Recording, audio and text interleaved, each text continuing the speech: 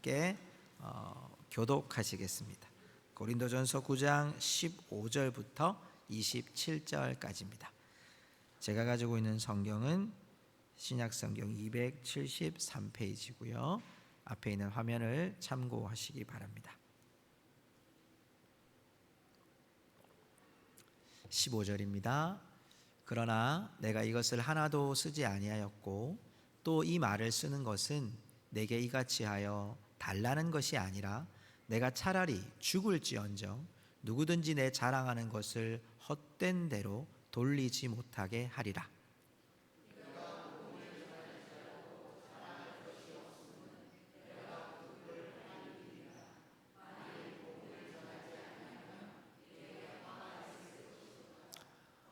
내가 내 자의로 이것을 행하면 상을 얻으려니와 내가 자의로 아니한다 할지라도 나는 사명을 받았노라.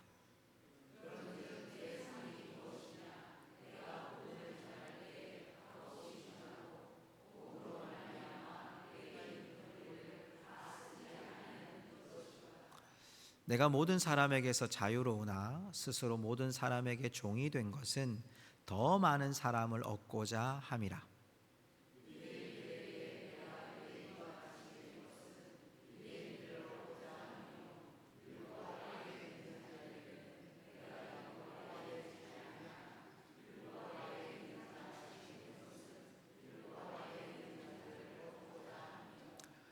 율법 없는 자에게는 내가 하나님께는 율법 없는 자가 아니요 도리어 그리스도의 율법 아래에 있는 자이나 율법 없는 자와 같이 된 것은 율법 없는 자들을 얻고자 함이라.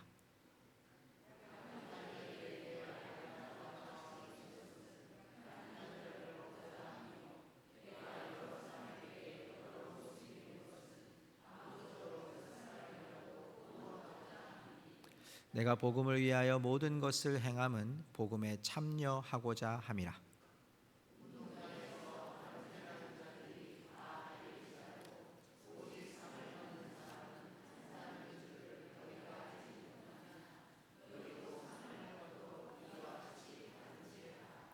이기기를 다투는 자마다 모든 일에 절제하나니 그들은 썩을 승리자의 관을 얻고자 하되 우리는 썩지 아니할 것을 얻고자 하노라.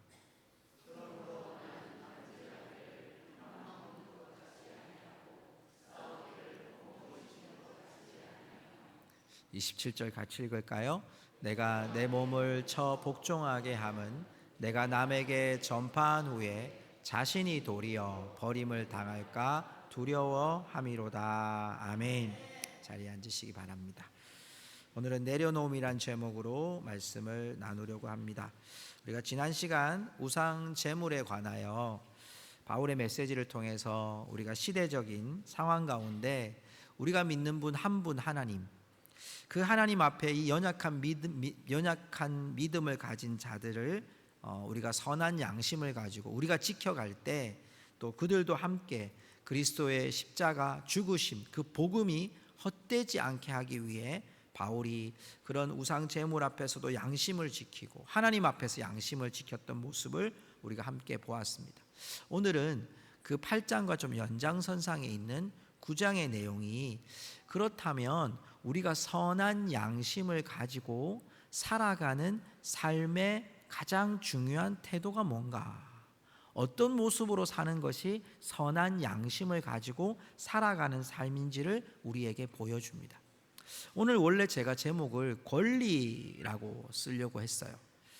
왜냐하면 오늘 이 본문에도 권리라는 단어가 나오기 때문인데요. 여러분, 원래 권리라고 하는 단어는 어떤 일을 주체적으로 자유롭게 처리하거나 타인에 대하여 당연히 주장하고 요구할 수 있는 자격이나 힘입니다 라고 되어 있어요.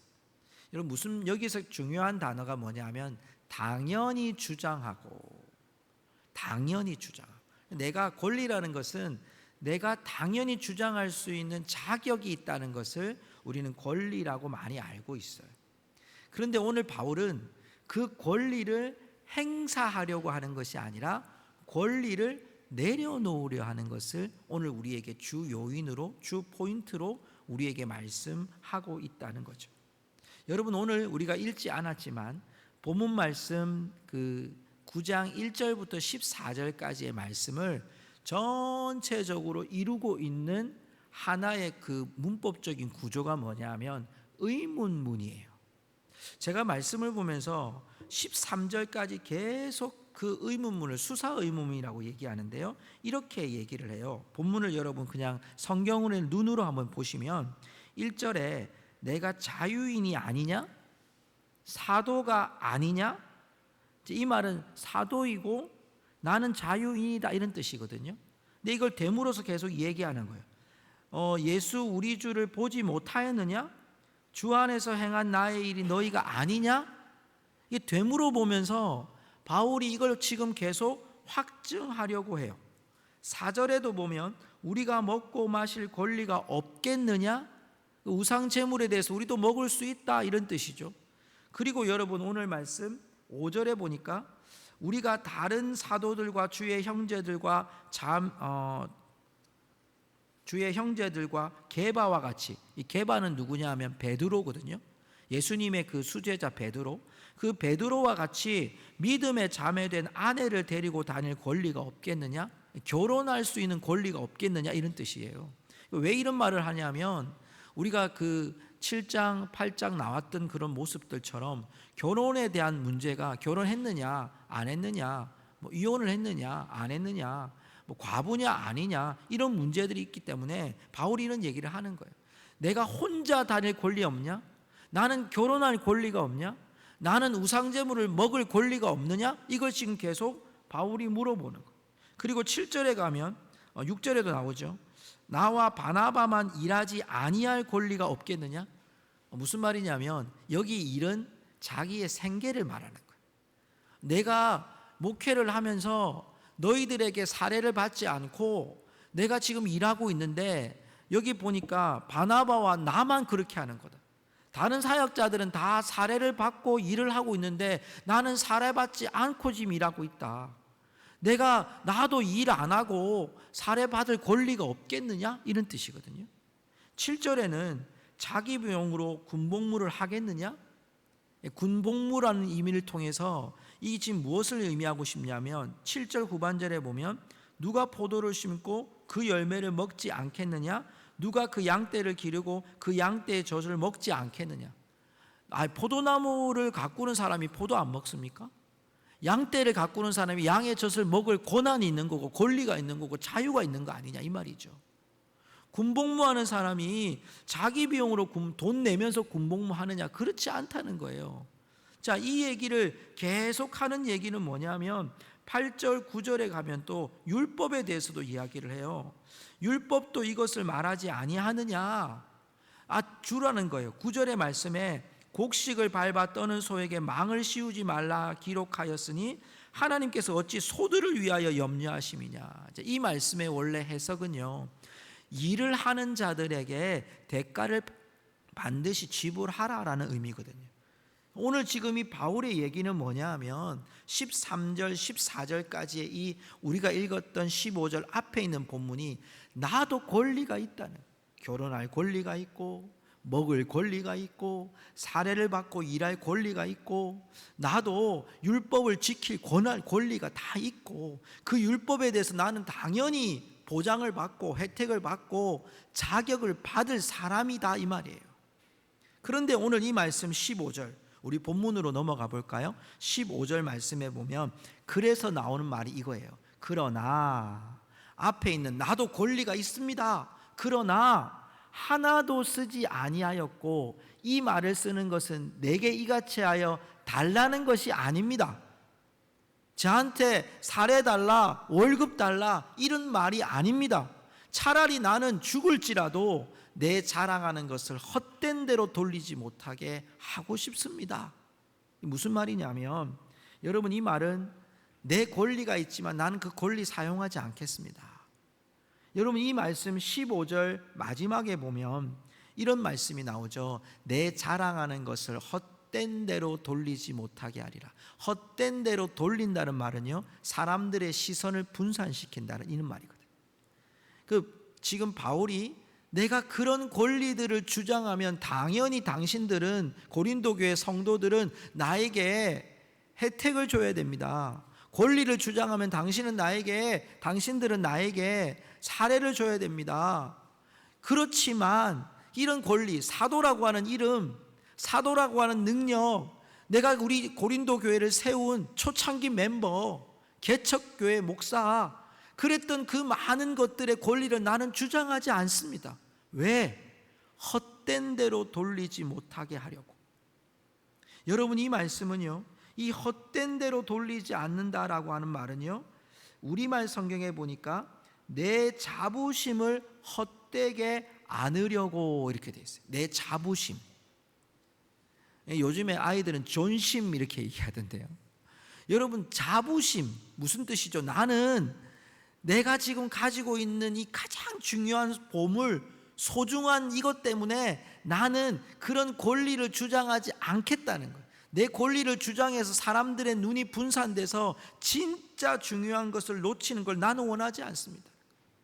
여러분, 바울이 가지고 있었던 중요한 자부심이 뭐냐 하면 고린도전서 1장 17절에 보면요, 오직 복음을 전하려고 그리스도의 십자가가 헛되지 않게 하기 위해 자신이 산다고 얘기해요. 우리 한번 따라할까요? 그리스도의 십자가가 헛되지 않기 위하여.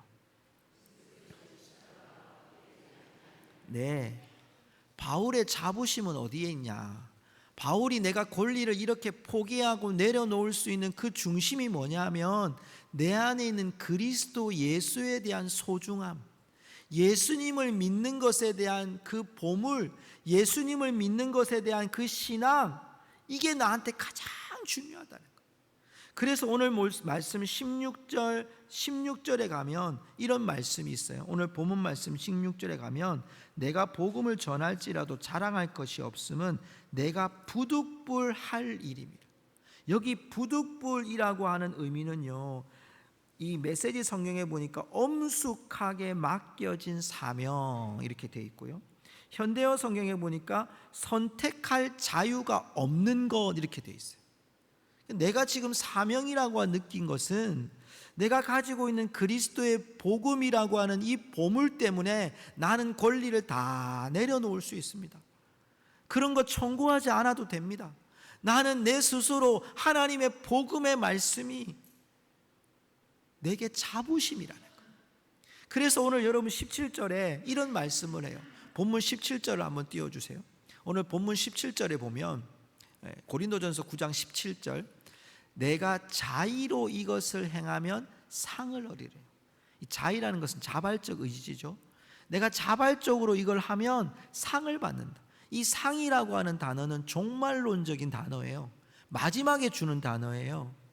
여러분, 이 종말론적인 상이 있기 때문에 나는 맡겨진 사명, 선택할 자유가 없는 이 사명을 나는 끝까지 감당하며 살겠습니다 라는 것이 바울이 가지고 있는 가장 소중한 가치. 바울은 내가 가지고 있는 이 권리를 여러분에게 행사하지 않겠습니다. 그리고 이제 나는 그 행사하지 않은 권리가 왜 나에게 있느냐 하면 나에게 있는 소중한 복음이 헛되지 않기 위해서, 나는 이 복음 전하는 것이 내 안에서 부득불할 일입니다. 하나님 내게 맡겨진 정말 엄숙한 사명이기 때문에 이 사명 때문에 나의 권리를 포기하겠습니다. 더더욱 여러분 더 나가는 거는요, 18절 말씀에 보면 바울이 뭐라고 얘기하냐면 그런즉 내 상이 무엇이냐? 내가 복음을 전할 때에 값없이 전하고 복음으로 말미암아 내게 있는 권리를 다 쓰지 아니하는 이것이다. 내 권리 쓰지 아니하는 것. 다른 번역 성경에 보니까 내가 복음을 전하는 그 기쁨 때문에 나는 이 권리를 포기해도 됩니다. 자, 여러분, 바울은 지금 복음을 전하는 기쁨이 너무 커서 여러분 그 기쁨과 반한 내 안에 있는 그 권리는 별로 의미가 없는 거예요. 권리, 이거 내가 가지고 있는 이 권리, 내가 이 세상 살아가면서 좀 누릴 수 있는 권리, 당연히 받을 수 있는 거, 이거 내가 포기하더라도 하나님의 기쁨을 위해서 내가 살겠습니다. 이게 바울의 고백인 거죠. 이제 오늘 우리 단기 선교 이렇게 신청서를 냈는데요, 제 인생에 제일 먼저 비행기를 탄 일이 단기 선교 갈 때였어요. 중국으로 가는 비행기를 타는데요, 그 전날 이 두 가지 막 설레임이 막 있는 거예요. 첫 번째 뭘까요? 비행기를 처음 타는 이 감격. 비행기 타면 막 기내식 먹을 거, 비행기가 하늘을 나를 거, 내가 구름을 볼 거, 이게 기쁨이 막 충만해. 두 번째 기쁨은 뭐냐? 내가 그 나라에 가서, 제가 중국에 갔는데요, 중국이란 나라 가서 그분들에게 복음을 전한다, 내 입으로 복음을 전할 수 있다. 이게 너무 큰 감격이었어요.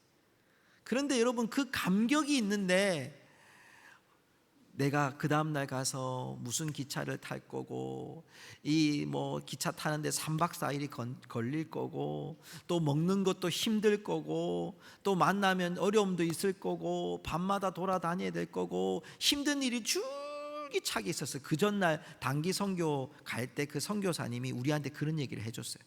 그런데 저는 그 얘기가 안 들어오는 거예요. 비행기 타는 기쁨이 더 크고, 거기 가서 복음 전하는 기쁨이 더 큰 거예요. 성도 여러분, 여러분의 기쁨이, 예수를 믿는 기쁨이 우리가 어느 정도 있는지를 여러분 잘 돌아보세요. 이 기쁨이 여러분 우리 안에 있는 크고 작은 갈등, 문제, 아픔, 슬픔, 절망, 이 수 없는 것들보다 내가 예수 그리스도를 믿는 기쁨이 더 큰지, 여러분 바라건대 우리의 기쁨이 이 모든 권리까지도 포기할 수 있는, 내 안에 있는 삶의 환경까지도 내가 묻을 수 있는 그 기쁨이 예수 그리스도를 만난 기쁨으로 여러분 충만할 수 있기를 주의 이름으로 축복합니다. 그게 우리 기쁨이 돼야 돼요. 비교할 수 없는 기쁨. 그 기쁨 때문에 내가 이 모든 것들을 내려놓을 수 있는 거예요. 사랑하는 성도 여러분, 이 권리를 내려놓은 바울의 진정한 그 의미 속에 보면, 그는 이 기쁨이 너무 크기 때문에 자신의 밑에 있는 그 아래의 그 어떤 문제도, 그 어떤 권리도 나는 아무 의미가 없는. 사랑하는 성도 여러분, 이런 바울의 믿음은 복음에 대한 그 기쁨이 내 삶 속에 모든 것들을 내려놓을 수 있는 힘이 될 수 있었어요. 여러분, 어제 새벽이었죠. 본문의 말씀을 이렇게 연구하고 말씀을 전하다가 우리 오늘 장로님 기도하셨는데요, 솔로몬이 하나님께 일천 번제를 드려요. 그리고 그 일천 번제를 통해서 이제 하나님과 대화를 나누게 되는데, 하나님이 너무 기뻐하셔가지고 솔로몬아, 내가 너한테 무엇을 줄꼬, 이렇게 얘기를 해요. 그랬더니 여러분, 이 구절은 꼭 기억하세요.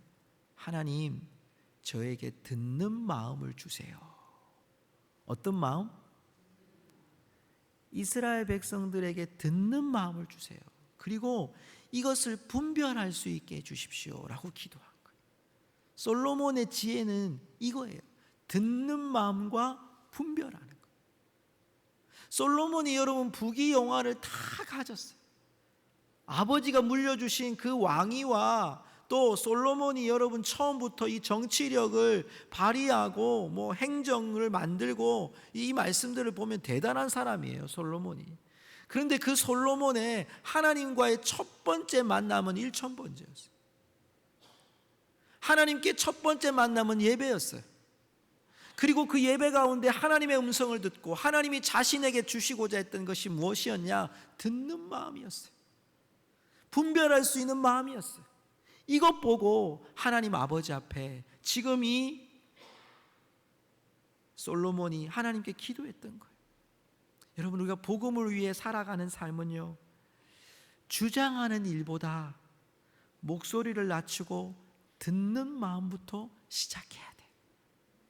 그 기쁨이 우리에게 충만해질 수 있길 원한다면 내 안에 하나님으로만 계속 채워가는 삶이 우리 가운데 있어져야 된다는 거예요. 사랑하는 성도 여러분, 저와 여러분이 하나님께 듣는 마음을 통해, 이 백성들의 듣는 마음을 통해 이 땅 가운데 분별할 수 있는 지혜가 더욱 충만할 수 있기를 주의 이름으로 축복합니다. 자, 그러면서 바울이 이런 권리를 내려놓을 수 있는 가장 중심된 바울의 진심을 19절에서 23절의 말씀에 보면 보게 돼요. 특별히 19절을 우리 같이 한번 읽어보겠습니다. 19절 말씀 같이 읽겠습니다. 내가 모든 사람에게서 자유로우나 스스로 모든 사람에게 종이 된 것은 더 많은 사람을 얻고자 함이라. 자, 여기서 밑줄을 닦아야 될 부분은 더 많은 사람을 얻고자 함이라. 바울이 왜 내가 권리를 포기하고 내가 이 기쁨 때문에 내가 가질 수 있는 모든 권리를 내려놓을 수 있었느냐, 내가 왜 이렇게 했느냐, 그 중심에는 19절에 있는 말씀처럼 내가 사람을 얻고자 함이라. 나는 자유롭지만 모든 사람의 종이 된 이유는 더 많은 사람을 얻고자 라고 했어요. 이 말씀이 이 19절에 얻고자, 20절에는 두 번이나 얻고자, 21절에 22절에 계속 얻고자가 나와요. 그 바울은 지금 그 뒤에 나오는 대상들이 누구냐면 20절에는요, 유대인과 같이 된 것은 유대인을 얻고자 합니다. 바울은 여러분 유대인이에요. 완전 정통 유대인이에요. 이 바울이요, 지파는 베냐민 지파고요, 유대인이고요, 학벌은 가말리알 문화생이에요. 이 말은 여러분 사내들인 공의회라고 하는 지금의 지역 국회의원 정도 되는 위치예요. 이스라엘 민족으로 보면 그런 위치에 바울이 들어가 있을 정도면 정통 유대인의 율법 잘 지키고 가문이 괜찮고 그리고 지식이 뛰어난 사람이 옛날 이름 사울이었고 지금은 바울이었거든요. 이런 정통적인 바울이 예수 그리스도를 구주로 다메섹 도상에서 만나고 난 후에 그는 유대인 중에 유대인이었던 그가 유대인들에게 전도하는 사람이 된 자가 바로 바울이에요.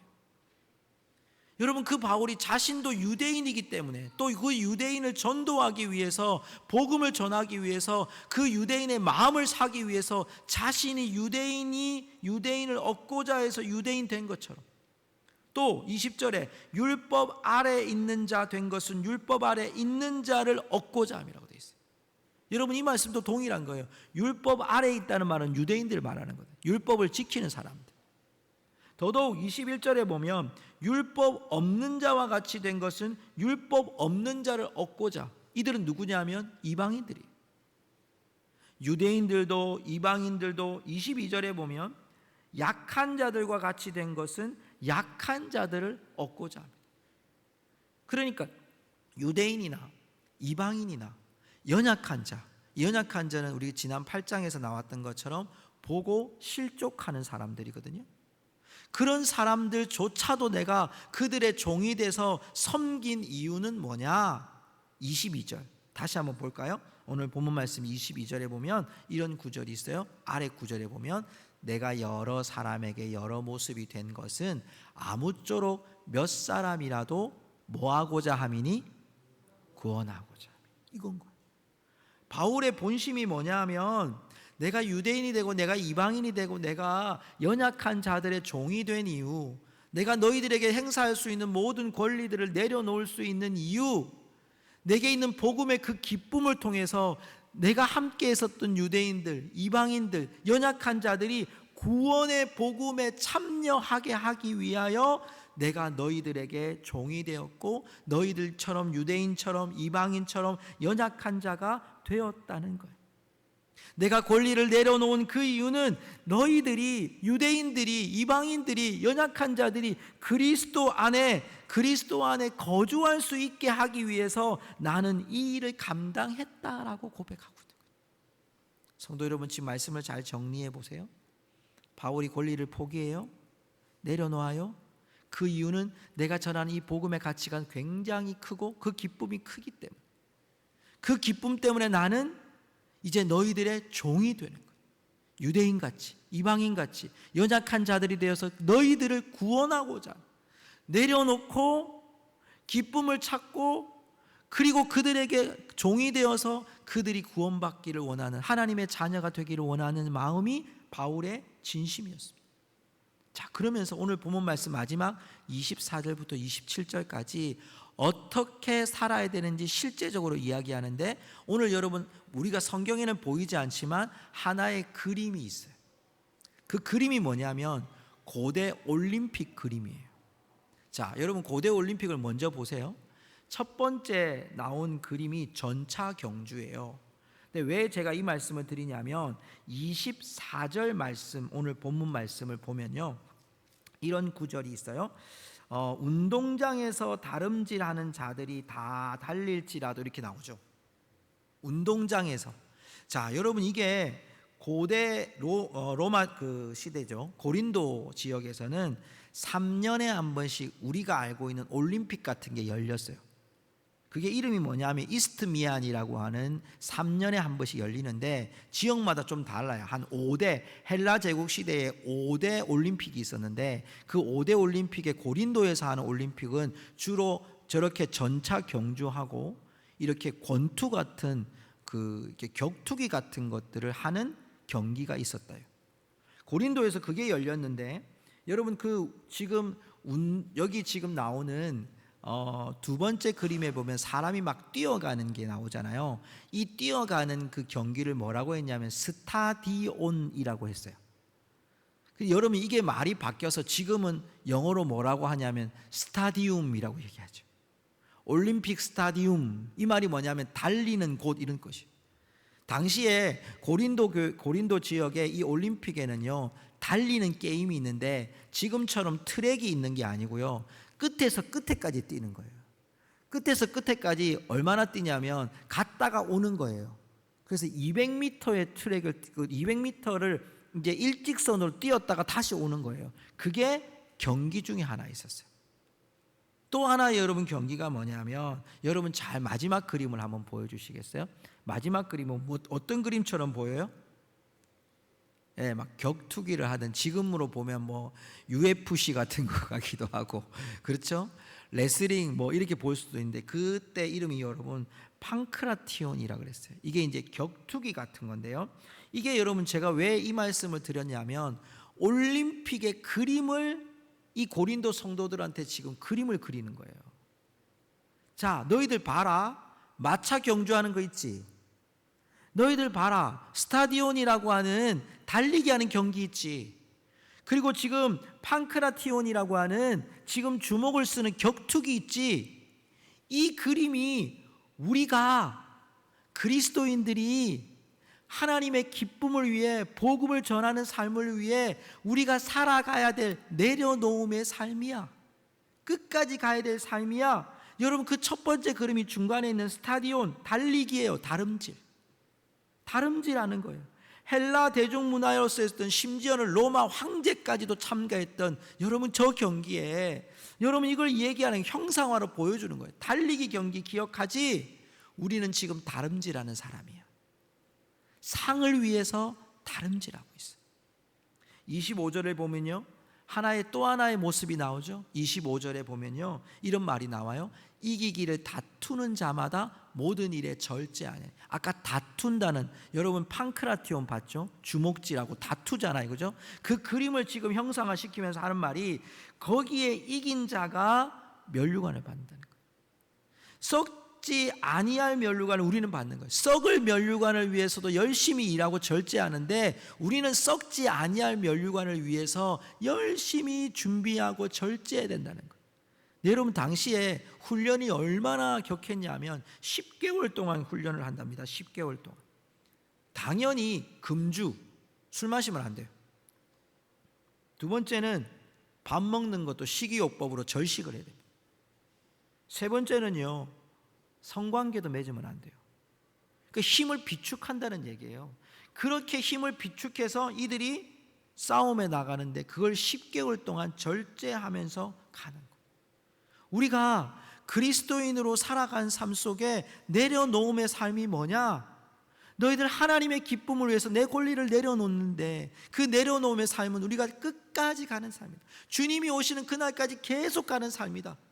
그리고 우리는 계속해서 절제하면서 우리 안에 있는 이 권리들을 내려놓음을 통해서 하나님이 우리에게 준 은혜를 바라보며 살아가야 된다. 세 번째, 목적이 있어야 된다. 26절에 보니까 향방 없이라는 단어가 나와요. 향방 없는 것 같이 아니하고, 다름질하는데 달려가는데 향방 없는 것 같이 아니하고, 싸우기를 허공에 치는 것 같이 아니하고, 아까 나왔던 그림들이 다 우리에게 증명하고 있죠. 근데 여러분, 제가 이 말씀을 해석하다가 저에게는 딱 맞는 느낌이 왔던 해석이 뭐냐, 향방이 없는 것, 허공을 치는 것, 이게 뭐냐면, 여러분 권투 선수들이요, 종종 혹시 가끔 보시나요? 권투 선수들이 글러브를 끼고요, 상대가 없어요. 상대가 없는데 혼자서 섀도우 복싱을 하고 있는 거예요. 이렇게. 이걸 섀도우 복싱이라 그러거든요. 폼이 좀 나오나요? 제가 옛날 복싱을 좀 했거든요. 이게 여러분, 이게 때릴 때 그냥 뭐 이렇게 막 때리는 게 아니라 내가 앞에 상대가 있는 줄 알고 막 때리는 거예요. 때리고 맞고 뭐 돌리고 이렇게 한단 말이에요. 이런 섀도우 복싱이 지금 저런 표현이에요. 향방 없이, 상대도 없이 아무데나 흐느적거리는 거, 이거 아니라는 거예요. 우리. 자, 우리 오늘 본문 말씀 27절 다 같이 한번 읽어보고 말씀을 맺겠습니다. 27절 같이 읽겠습니다. 내가 내 몸을 쳐 복종하게 하며 내가 남에게 전파한 후에 자신이 도리어 버림을 당할까 두려워함이로다. 아멘. 여러분, 바울이 오늘 이 말씀 그대로 비춰주세요. 내가 내 몸을 쳐 복종한다. 이게 친다는 게요, 내 자신의 눈 밑에 주먹을 때리는 거예요. 권투 선수들이 얼굴을 때리면요, 이 눈이 부어요. 그리고 여러분, 우리에게 치명타를 날리는 거예요. 여기 내 몸을 쳐 복종한다는 의미는 마치 마차 경주를 할 때 말에게 고삐를 막 올리는 것처럼 철칙으로 때리는 것과 같은 거예요. 여러분, 막 내 몸을 쳐서 내 스스로를 치는 거예요. 치명타를 날려서 내가 스스로 높아지지 않으려고, 내 권리를 주장하지 않으려고, 내가 스스로 내려놓음을 통해서 하나님의 기쁨이 되기 위하여 믿지 않은 사람들을 구원하고자 하는 마음 때문에 자신이 스스로를 복종시키는 거예요. 자신 스스로를 친다는 거예요. 내 스스로 종이 되어서 복종하여서 노예로 끌려가는 혹독한 삶을 산다 할지라도 나는 이 권리를 내려놓고 하나님의 기쁨을 위해서 주님이 오시는 마지막 그날까지 나는 절제하고, 나는 이 길에 다름질을 멈추지 아니하고 내 자신을 쳐서 계속해서 하나님의 복음을, 또 믿지 아니하는 유대인, 이방인, 연약한 자들을 구원하는 일에 내 모든 권리를 내려놓고 살아가겠습니다. 이게 믿음의 궤도에 오르는 우리의 신앙이라는 거예요. 말씀을 맺습니다. 여러분, 아주 오래된 책 중에 내려놓음이라는 책이 있어요. 그 내려놓음이라는 책을 보면 그 책의 저자가 이용규 선교사님이에요. 네. 근데 여러분, 이분이 이 책이 언제 나왔냐면 2006년에 나온 책이에요. 근데 지금은 벌써 몇 년이 지났어요. 거의 20년 가까이, 한 17년 가까이 됐단 말이에요. 그런데 여러분, 최근에 이 이용규 선교사님이 이 내려놓음을 쓸 때는 미국에서 학자로 있었고 박사로 계셨던 분이 몽골에 있는 대학교로 가시면서 이제 이 책이 그때쯤 쓰여졌거든요. 하나님의 부르심을 받고 17년 동안 사역을 하셨던 이용규 선교사님이 최근에, 제가 이분이 어디 있는지 봤더니 인도네시아 자카르타에 있는 대학교의 교수로 가 계시는 거예요. 그러니까 그분이 계속해서 내려놓음을 통해 하나님의 부르심을 따라 살아가는 삶을 지금껏 계속 보여주고 계신데, 이 선교사님이 최근에 이제 유튜브를 통해서 자신의 내려놓음에 대한 책에 대한 이야기들을 하셨어요. 근데 그때 그곳에서 내려놓음에 대한 정의를 이렇게 내리셨어요. 제가 읽어드릴게요. 내려놓음은 포기가 아니라 하나님께서 허락하신 것들을 기꺼이 받고 누리는 것이 내려놓음의 여정입니다. 그러니까 내려놓는다는 건 내가 포기하는 게 아니라 하나님을 받아들이는 게 내려놓음이라는 거죠. 우리의 권리가 있어요. 믿는 사람들도 권리가 있고요. 우리가 교회 안에서 가지고 있는 직분에 대한 권리도 있어요. 성도의 권리도 있어요. 여러분, 그런데 그것들을 여러분 주 안에서 살아가는 우리들에게 믿음의 궤도에 올라가야 될 우리의 내려놓음은 뭐냐? 우리의 권리를 내려놓고 하나님을 받아들이는 거예요. 하나님이 우리의 여정이 되심을 받아들이는 거예요. 하나님이 우리에게 공급하심을 받아들이는 거예요. 하나님의 뜻을 받아들이는 거예요. 하나님이 내게 주신 사건을 받아들이는 거예요. 하나님이 내게 주신 상황을 받아들이는 거예요. 하나님이 내게 주신 시간을 받아들이는 거예요. 하나님이 내게 주신 여정을 받아들이는 거예요. 여러분, 그것이 우리의 삶의 진정한 내려놓음이 되는 거예요. 주인 되신 예수 그리스도를 따라가기 위해 내 삶의 권리를 내려놓을 때, 주님이 주신 그 복음의 기쁨 때문에 내가 많은 영혼들을 얻고자 하기 위해 내 그것을 내려놓을 때 하나님은 분명히 우리를 채워 주실 줄로 믿습니다. 하나님은 우리를 가장 아름다운 길로, 가장 복된 길로 우리를 인도해 주실 것을 믿습니다. 우리 함께 주님을 찬양하면 좋겠습니다.